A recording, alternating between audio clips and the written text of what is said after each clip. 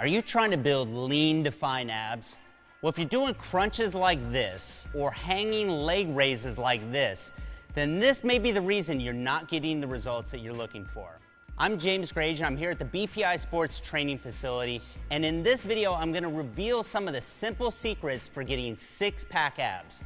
So let's get to it. So let's go back to the first of the two clips. Can you figure out what I'm doing wrong here? Now, it's actually something that's very easy to correct when you understand the function of your abs. Your six-pack is made up of a muscle group called the rectus abdominis, which enables the curvature of the lower spine and the tilting of your pelvis. Now, this muscle group attaches at the bottom of the ribs, point A, and at the top of the pubic bone, point B. Now, this is important to note because when a muscle contracts, it shortens the distance between the two connecting points. So let's go back and look at the clip of the crunch. Now, as you can see, there isn't much of a change in distance between points A and B. Now, as I mentioned before, your rectus abdominis enables the curvature of your lower spine. So if your back is flat throughout the range of motion, then you aren't fully contracting the muscle. This is why a plank may be a good core stabilization exercise, but it's a poor abdominal isolation exercise. A good comparison would be doing a biceps curl like this, right? You're never going to build great arms that way, and the same holds true for abs. It's no wonder some people think they have to do 1,000 crunches a day to get abs, which isn't true. So, to properly do a crunch, think about bringing your head towards your knees instead of up toward the ceiling. Just make sure you don't pull on your neck or head. Now, as you can see here, this now gets a nice curvature in the lower spine and brings point A and B closer together. You should now feel a greater contraction throughout your entire abdominal region. So once you've mastered proper technique, you can then add resistance into the exercise.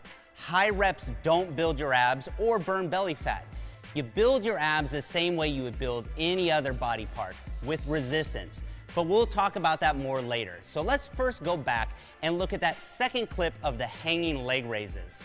Now, I'm sure you've seen this exercise plenty of times in the gym, as well as online and in the fitness magazines. Now, with that being said, it's totally ineffective the way you see it here. So knowing what you do now about the rectus abdominis, I bet you can already guess why. If you point out the fact that there's no shortening of the distance between point A and B, then you're 100% correct. Now, see, I told you that we would take all the mystery out of ab training. So, when lifting the legs up from an extended position to this raised position where the thighs are parallel with the ground, you're using your hip flexors and very little of your abdominals. Now, I used to get terrible low back pain when I was doing this exercise, and that's because your hip flexors attach to your femur, point A, and to the lower part of your spine, point B. So all those exercises that I thought I was doing for my lower abs were just making my hip flexors tight, which then in turn would pull on my lower spine, which was causing my back pain. So now, the hanging leg raise is actually a very effective exercise when it's done correctly. So to do it properly, we need to get that pelvis tilted up.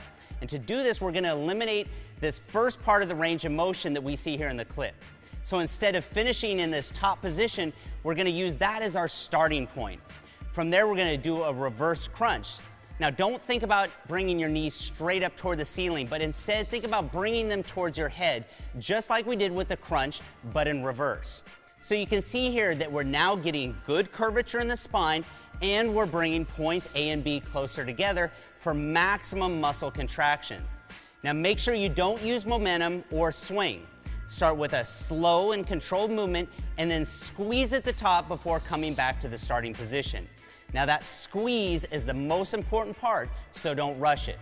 So now that you know what the function of your abdominals is, you can apply this exact same discipline to any ab exercise. If it doesn't meet this criteria of shortening the distance between points A and B, then it's not the best bang for your buck when it comes to building your abs. Now, in our next video, linked below, I'll share with you my ab routine that includes my favorite ab exercises that you can do at home, as well as my favorite exercises for the gym. So make sure to subscribe to this channel for more content like this on training, nutrition, supplementation, and gym motivation.